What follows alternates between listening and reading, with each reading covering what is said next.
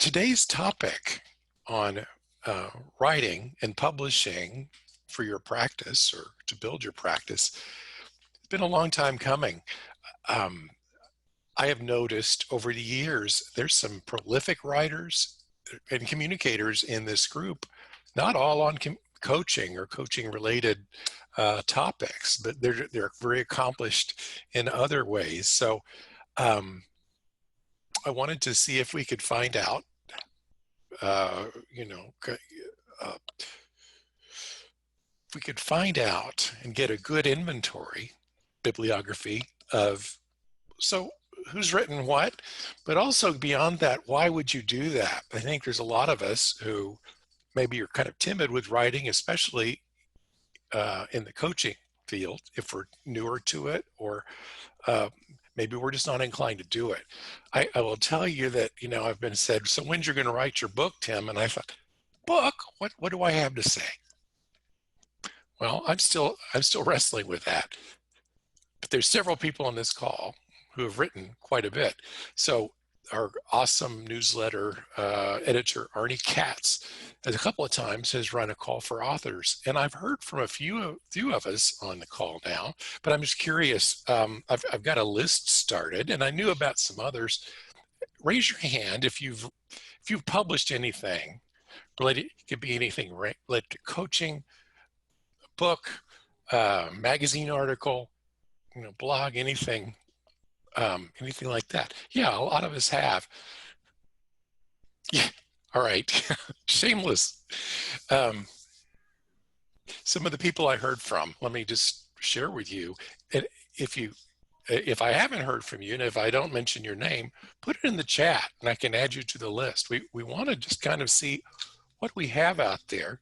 Brian Gorman, for example, not with us today. He's on another he had another appointment, wrote a book chapter and regular contributor to Forbes Online and writes blogs. Jim Lapata has 2 books on entrepreneurship and career. Cater Sparks, he's one of our newest members, prolific writer, but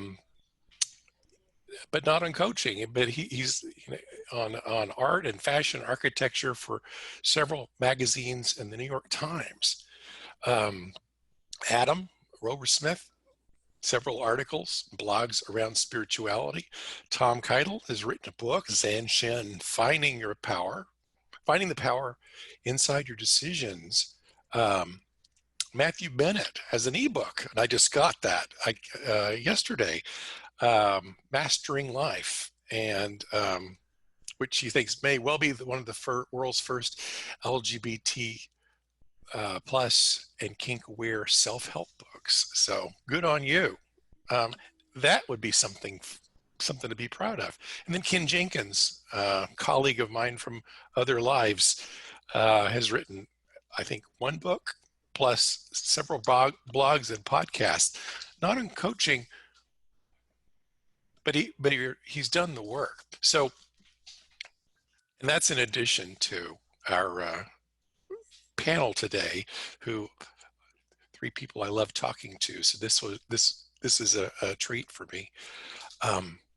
We wanted to bring in Terry Hildebrandt, Dr. Terry Hildebrandt, and who's written, I'm going to let him tell you a little more about himself real quick here.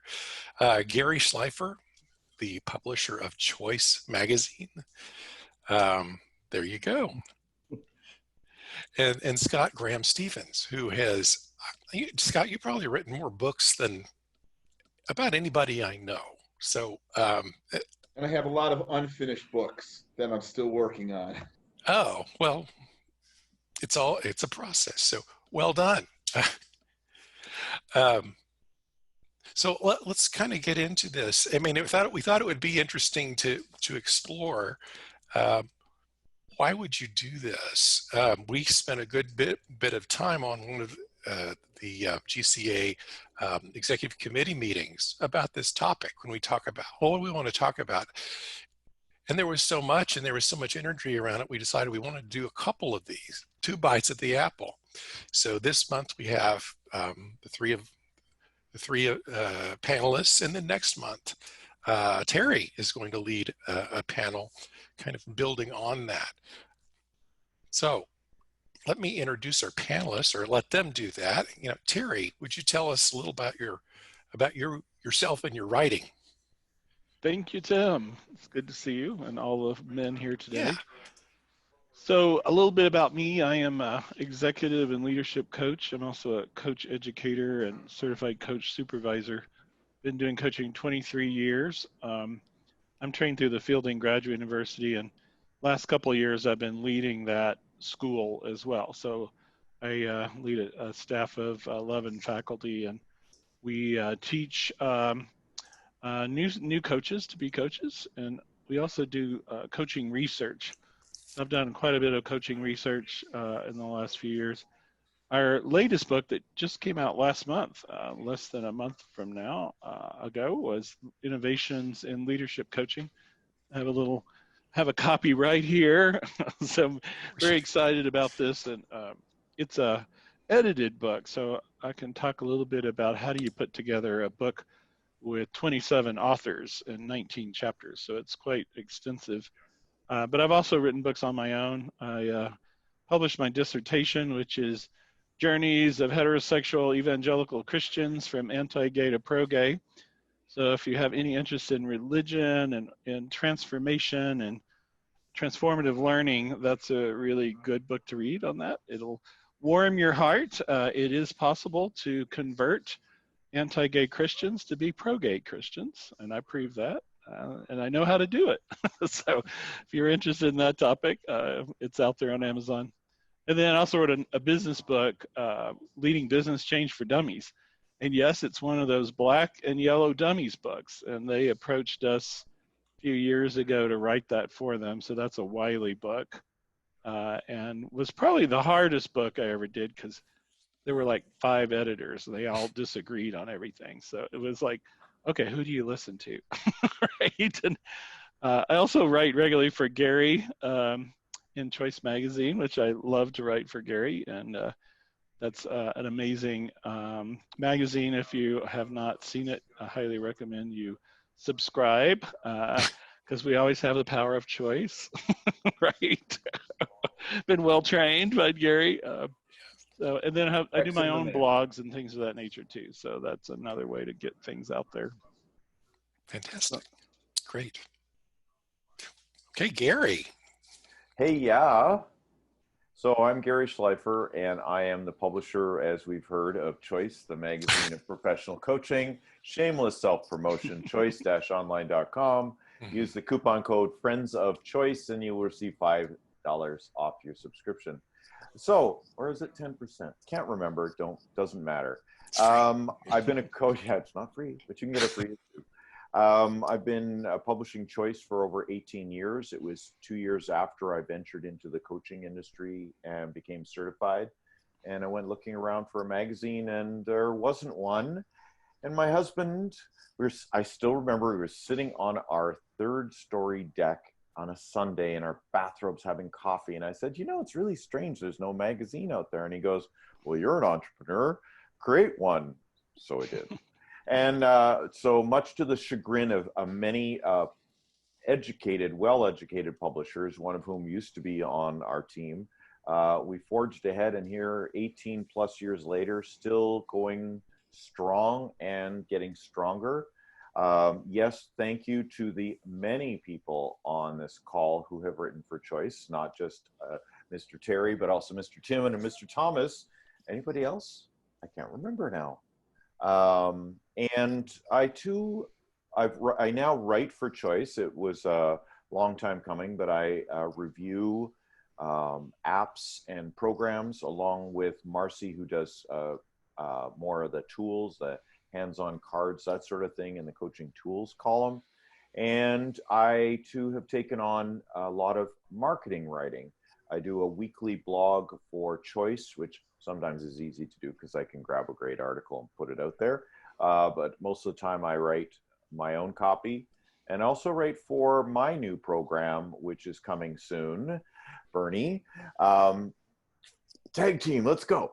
And that's called Freedom Bootcamp for Entrepreneurs. And I've been blogging weekly since November. And for the most part, I love it. Sometimes it sneaks up on me and it's that time of the week to write something. But I magically do it because I'm committed to doing it. And I think that's where we're going to go with our conversation today. Scott. So I'm a coach in Vermont and a therapist also. I just actually started a job a couple weeks ago. I am the clinical director of a 90-bed inpatient facility that for men and women that I'm going to be managing. And so we don't have 90 people yet, but we're going to be growing. We're cut down because of COVID. And I've written a lot of books. And I like writing books, and I'm sure, be talking more about that in just a few moments, right? Yes, we will. Yes, thanks. Thank you, Scott. And my former life in corporate communications, I wrote all the time, like for, in a corporate sense. I was a corporate PR, all kinds. Wrote a dissertation, didn't publish it. Maybe I should have, but also on transformative learning and the coming out process. Done a few blogs and waded into that, and of course have written with Terry and then on my own as well, and contributed to Choice magazine. And but I'm just really curious, why would anybody want to do this? I mean, besides I have something to say, there are many benefits to doing this, and so I wanted to see if I could kind of poke at our guests today and ask them, well, what did they think about why would someone want to write, and why would you do that? Well, I'm going to jump in first because these other guys have written books and I'm the only one who hasn't written a book. So and it will be in my future, just like you, Tim. But what really came to mind right away was that writing has, on a regular basis, has given me the opportunity to flesh out my thoughts for programs, for coaching. Just, it's like verbalizing when you're talking with your coach and you have that experience of being heard, or just speaking out loud and somebody listening to you. It's the same thing writing. You're putting words to paper and seeing if they make sense. And and there's the added benefit. If you do it publicly, there's the traction. Do other people actually find it of interest? Do they want to know more? Do they click? There are ways now technology wise that you can follow if it's used as a sort of marketing tool. Right. Now to the book guys. They're on either side of me here. I'm stuck in the middle. I can tell you for me, when I first started writing, it was very pragmatic. It was about making money and growing my business. And I'll tell you what I've said to some coaching clients. And I actually have a coaching client that shamefully makes me feel he's just churning through books now. And he is an electrician and a high school degree and a knucklehead, as he describes himself. And we started working together to help him grow his business. He took over his father's business. And I said to him, you want to grow your business? There's an opportunity to grow your business by writing. One of the big things in the Boston area is there's all these electrical issues around knob and tube wiring. Replacing it with this, there's not much out there. And so I convinced him, it was not easy, but I convinced him to write this book. Can you see that? So it's maybe it's backwards as you're looking at it. It's a homeowner's guide to knob and tube wiring. And he wrote that book, and that single book has sold. He was like blown away. It has sold like 60 copies worldwide, which is not much, but he can directly trace now over $870,000 worth of business to that book. Wow. Because somebody's looking for knob and tube wiring. What do I do to get it out of my house? How does that work? And they find him. They want to fly his crew out to Minnesota and other places. He's turning business down. And since then, he's written 4 other books on electrical stuff, electrical troubleshooting. He wrote a book targeting, I mean, one of the things I suggest you do if you're interested in writing is if there's a place where you're trying to find information and you can't find it, that's a potential niche for you to write. And now he called me like 3 weeks ago. He's now listed as an expert on ehow.com. I mean, and so his business is like skyrocketed because he's listed as like this nationwide electrical expert on this like Wikipedia type site. All started from this one book. And he's actually trying to finish up his 5th book, which every time I talk to him, I'm like, I got to get my ass in gear because you're just catching up to me and I'm just sitting around. That's one way to motivate yourself to write books. Get a client that is starting to write as many books as you, and you're going to feel compelled to write. Nice. And good on you. What a great coach he has. He's built a whole brand around that. Outstanding. And by the way, this is my hairless cat, Natasha. She's decided to join the webinar. So if you're wondering what that weird tail is, that's my hairless cat. There's a possum. It looks like a possum. Yeah. So I would agree with both our previous panelists. I would say that the main benefit of writing is a one-to-many communication. You can reach ideally many more people that you might not ever reach in any other way. And that there's so many different channels, right? I've done the popular press, I've done the trade press, academic press, and the academic world is a whole nother thing. If folks want to talk about that, it's usually quite esoteric and narrow, but it gives you great credibility among thought leaders. And then there's, other ways that you can write, on other people's blogs. You can write for professional blogs, like some people are a member of the Forbes Council, and you can pay them essentially to be able to write on their website. But all these are one-to-many opportunities to get your message out. And that's what I've found to be the most helpful.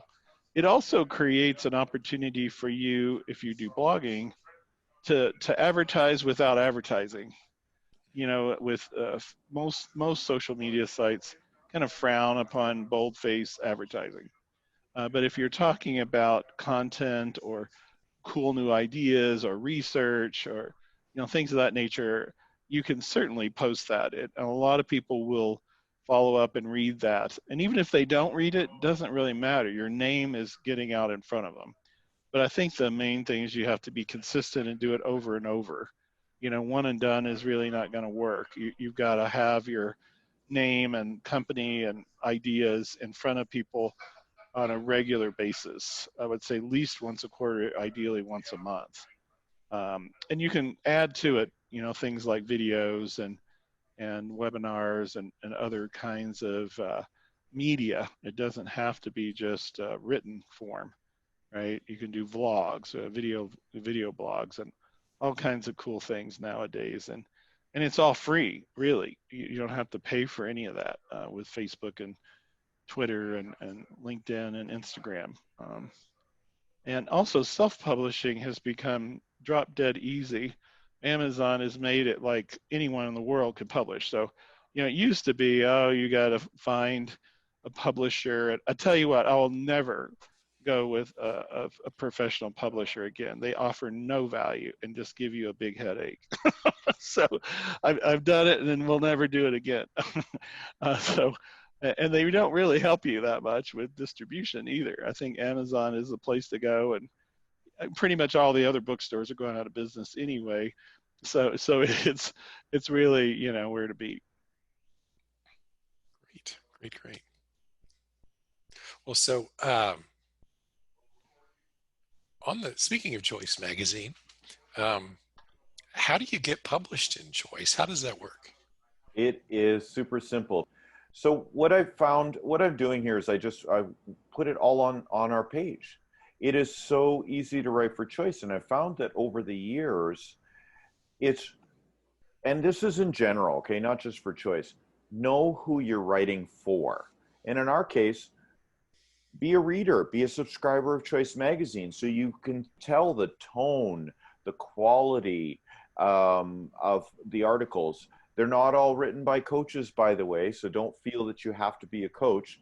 Knob and tube might not fit in as well, unless it was an analogy, but I'm just saying, I'm hooked. I used to have a house that had it, so I know what he's talking about. And I've just made it really simple. Read this page before you start writing, which includes be a subscriber and read a sample. You can get a free sample on our website. It's right on our homepage. And in fact, right over here on this side here, you can get one so you can see. And then there's a section on what to know and how to submit. And I would, point to like Terry and Tim who've written, how hard is it to write for Choice? I think the toughest part is sitting down and actually writing the content. Writing for Choice is a joy, I have to say. It's so, and the topics are always really interesting too, right? So we can all come up with some interesting things to say about this, and I believe the LGBTQ perspective is unique in so many ways, which we've talked about before. So, Gary, your current issue, the one that's out now, is diversity and inclusion. Is that true? That's the latest one? It is true. It is true. And there's an article in there by a young man named, Tim Kincaid. Yes. Sometimes I feel that this is the gay coaches magazine. Well, and I interviewed another GC member. And there's also the article by Terry and a co-author, Shirley Engelmeyer. And I think that was all that we had at the time. Yes.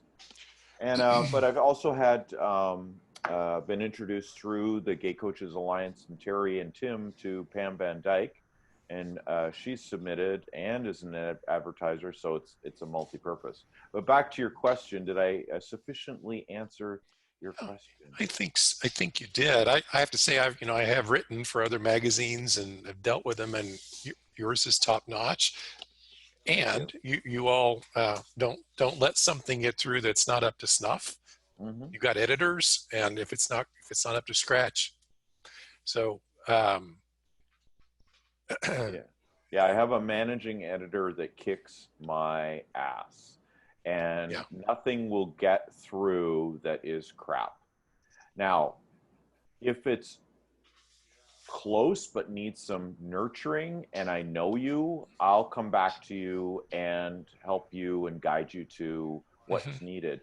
In particular, we ask that writers add actionable items because it's a coaching magazine. So why not give the reader something to do when they're done? So that makes us a little different. Know your audience. And this is not uncommon in writing for magazines. You can contact publications and get their writer's guidelines, and yours actually are simpler than a lot of them out there. And there's certainly a lot more platforms too that magazines will have other things as well.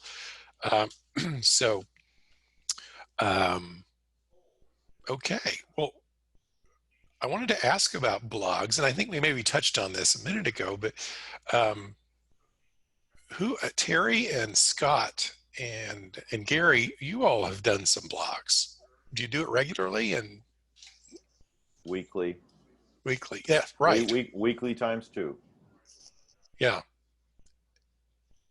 And what does that do? I used to do one of the things you have to watch out if you have a blog. I encourage folks because clients will ask about doing blogs.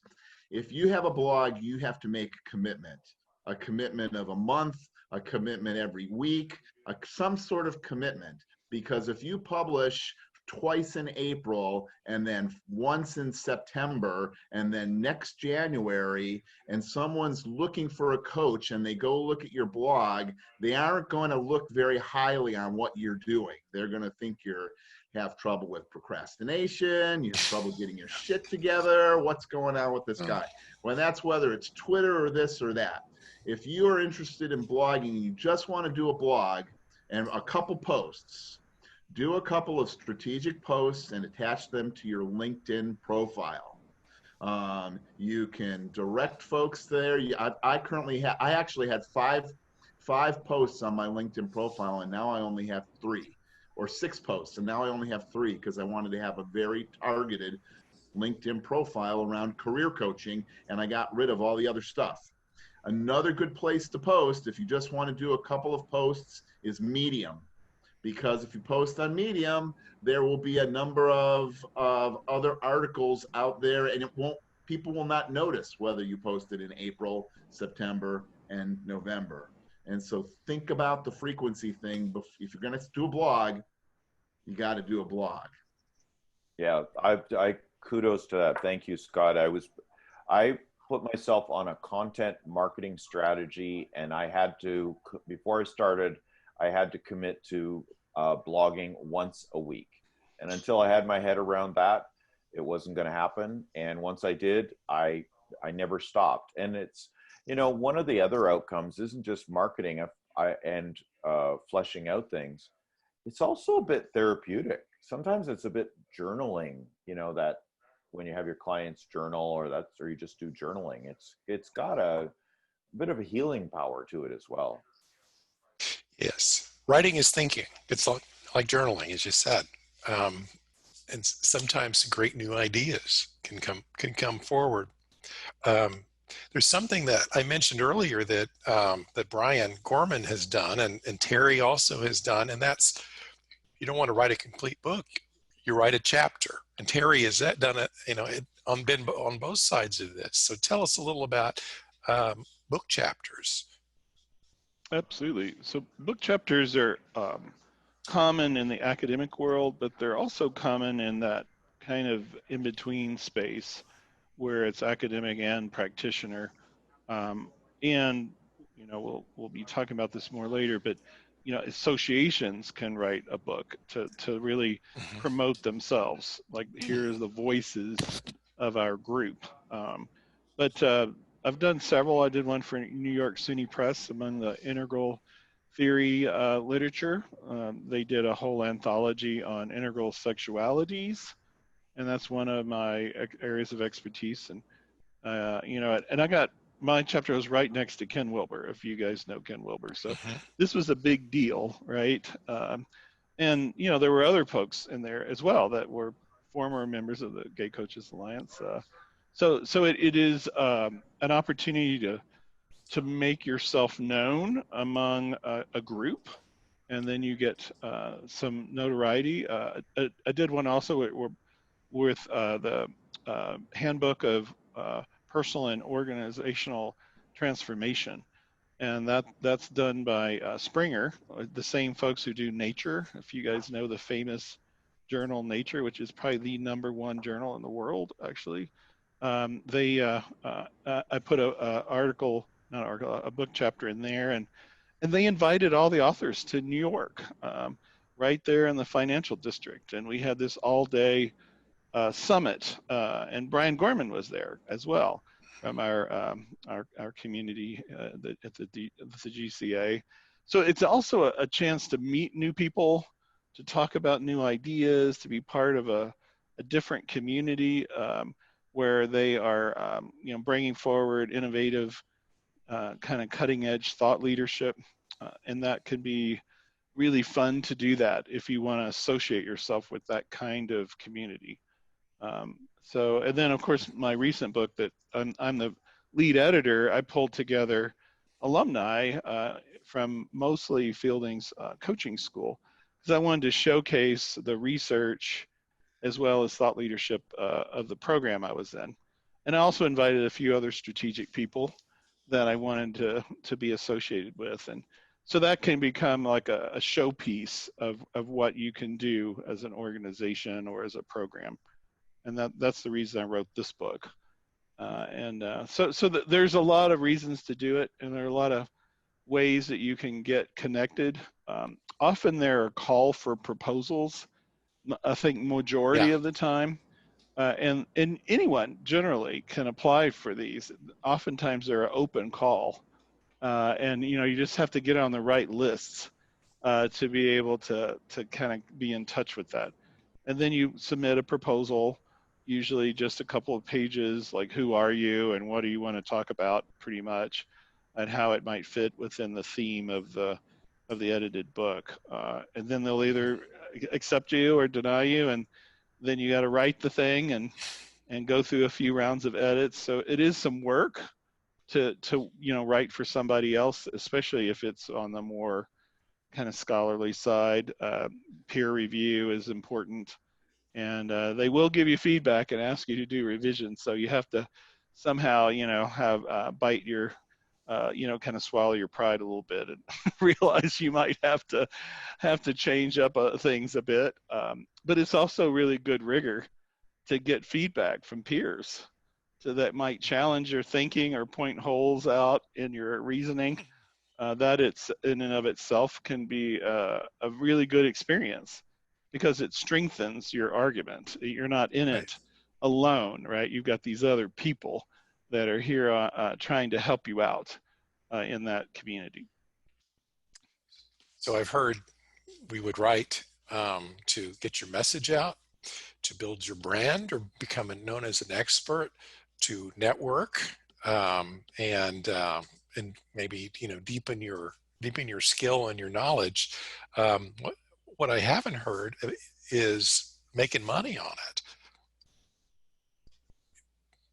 Well, I can tell you, I'm making a bunch of money on the books that I wrote, and Tom just left. No, Tom is still there. I just want to say, Tom said he's got a blog that's sitting there. You could turn that into a book if it has some sort of theme to it. Yeah. I did a time management blog early on in my coaching career because I was trying to promote, that as a piece of coaching, and that didn't work out. And I took that entire blog and turned it into a time management book and just rearranged all the blog entries into these little mini chapters and put some pictures in there, and boom, away it went. And it's turned out to be a good money maker. I don't have the blog. You can't even find the blog anymore. It's all in the book. But you get a really good return on your bucks from Amazon. There's a pricing strategy. You need to price your book more than $2.99 and less than $7.99 to hit the sweet spot. Occasionally you can do like a $9.99 piece, but you'll get 25%. You'll get 75%. Amazon gets 25% in that pricing range. It's a good deal. And you just get checks into your checking account.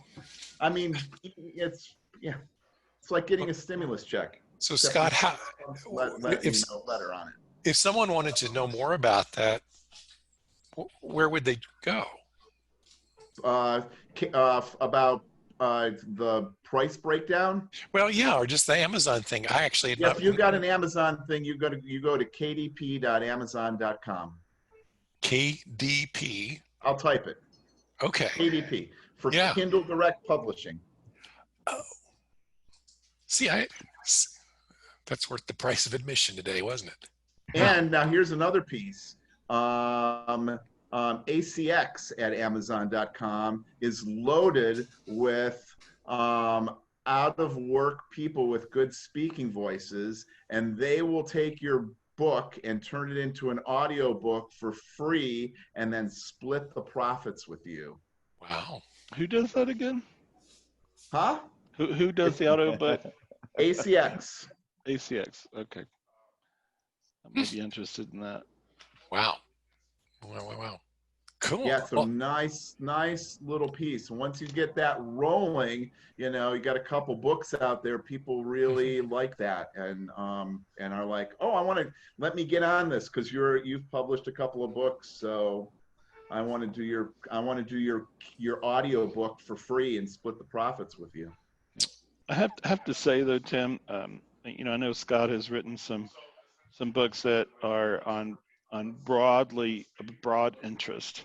I have to say, you know, most of the books I have written have been pretty narrow interest, right? Mm-hmm. Things on pretty specific topics. So I think it varies a ton. Most of the authors I know have never made a penny or very little money on book writing.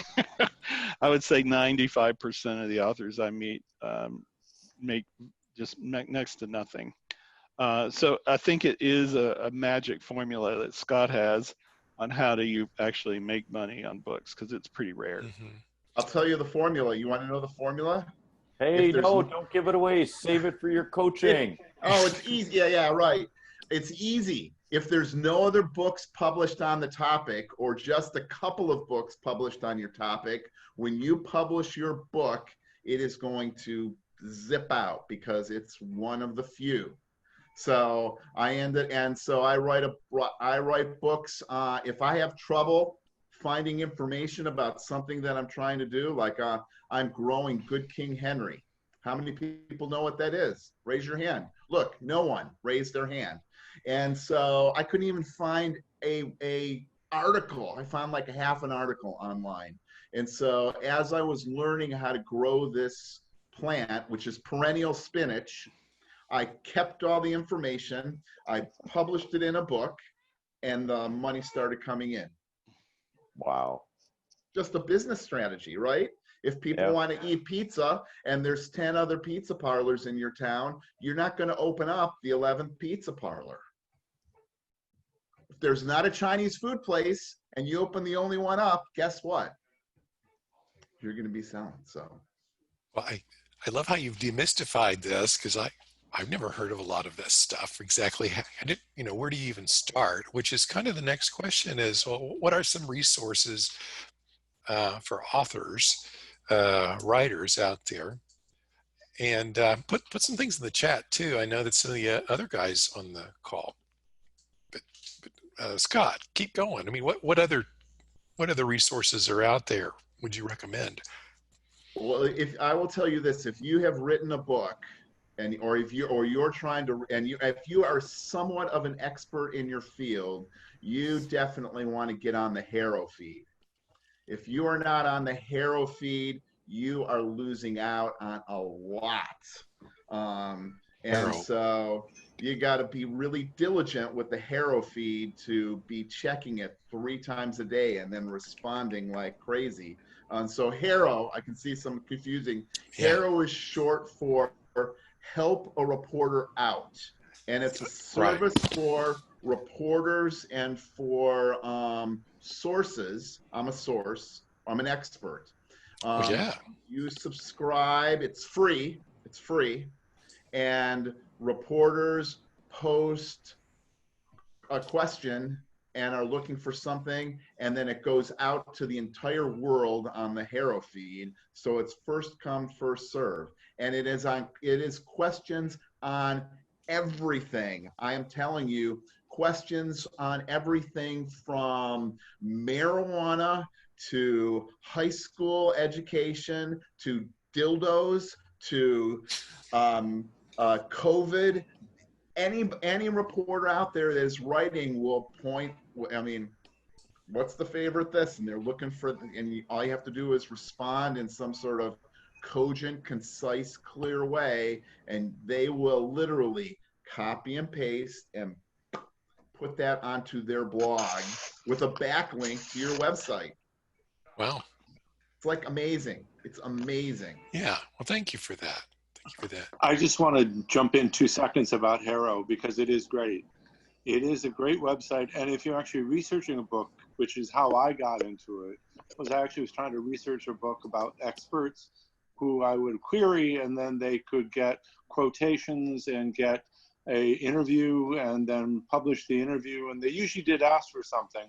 So you might not get it for free, but $100 or even less is not a lot to ask to get an expert to speak up on behalf of a topic that you're interested in. So I thought I'd chip in that. So Tom, you were the journalist, right? Looking for experts, correct? Correct. I was the journalist. I wanted an expert to quote, and I wanted to interview him about what he knew. And that was just the greatest way to do it. It was really simple. It was easy. And I think the credibility is pretty large. Yeah. So I'm suggesting that each of us, that you become an expert, and then people look out for you to, I mean, you just gave a great testimonial because you were just looking for that information and you know, yeah. Awesome. Just looking at the time, we have a couple of minutes, a few minutes to have some questions or comments from the other guys. And so anybody have any questions? Actually, I do. Scott, I hope you're going to put us a list together and give it to us somehow. A book. Offline. Yeah. Why don't you write a book about all these sources, or make it available to us somehow, because these were very awesome. And Tim, I would challenge you with the same thing, is a list of our authors in our team, in our group. Yeah. Put it in the Facebook group. Duh. Oh, okay. Well, we thank you. That's a thought. We got the data. Now what do we do with it? So yeah, great. If we can help. Can I tell you one other thing? Yeah. I have to say this because if you're serious about writing, you need two things. You need just start writing, and you absolutely positively need a Bernie. If you don't have a Bernie, you are going to struggle. So let me tell you how to get a Bernie, because this was the best thing I ever got. This paid for the Coaches Alliance 70 million times over, I am telling you. So I was looking for an accountability partner, and I posted something on the Gay Coaches website looking. I couldn't find anybody. I was like, really, nothing's going to happen. And this guy, Bernie, reached out to me and said, do you want to do this book that I'm working on and be an accountability partner for that? And so I wasn't rigid. I'm like, sure, we'll do that book. I'm happy. I just want an accountability partner, for Christ's sake. And it went from that book to the 12-week year, and now this little group that has been there is grown, and that is how I've published as many books that I've had, having a Bernie. And so look at all these other people in front of you. You could easily, every coaches conference, what do you need to work on? I'm looking for a coach to be my accountability partner. And man, that's awesome. I'm not going to give him a share of the profits, but I was going to say, hey, I want to share these profits if it's 1 million times. 7 million times over. 7. Yeah. So that was going to be my question, was around self-discipline. So one strategy clearly is having an accountability partner. What are some other strategies folks have used to do the daunting task of completing the writing of a book? I went to a workshop, and there are writing coaches out there, and there are write a book in a weekend boot camps, and where it's virtual, and by God, you're going to turn out a book over the weekend. So it's intense, but you can really power through it, and you've got this community with you, and somebody who knows how. They've published, they know what they're doing, so they're kind of mentoring also. Yep. So I would agree with what's been said so far. And, I wrote a book and a dissertation at the same time, and you really have to dedicate blocks of time. And I dedicated every morning, I think for about 6 months. I wrote dissertation Monday through Thursday, and my popular book, the Dummies book, I was writing at the same time on Friday mornings. So obviously it took me a lot longer time to do the dissertation because there was a lot of analysis and research, but I did it. I published both of them right in the same time frame. And you had some support to do it. And I did. And I was going to say, our own Dr. Tim Kincaid met with me practically every morning. Mm-hmm. And it was just a short call to say, what am I going to do today? But we consistently did it, and without that kind of accountability, support, encouragement, and Tim is amazing for that. It would be impossible, I think. So, we're just about out of time. But the good news is this continues next month.